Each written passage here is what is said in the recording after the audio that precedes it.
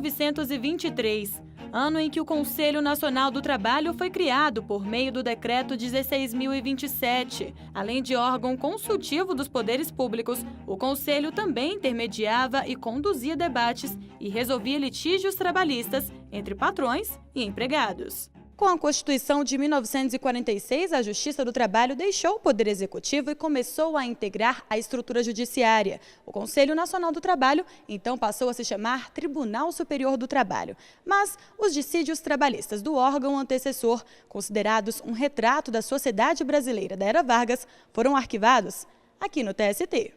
Esse acervo do Conselho Nacional do Trabalho foi incluído no Registro Nacional do Brasil do Programa Memória do Mundo da Unesco.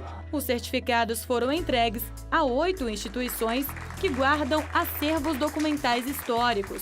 O evento ocorreu no Palácio do Itamaraty, em Brasília. É o reconhecimento da própria história do Brasil, da memória do país.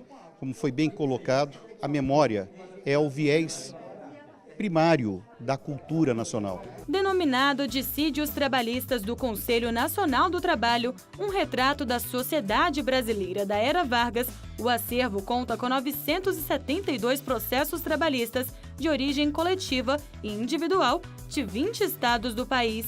A série compreende o período de 1928 a 1946, sendo que a década de 30 representa 70% dos processos. Que isso é um trabalho de preservação da própria instituição, da alma da instituição.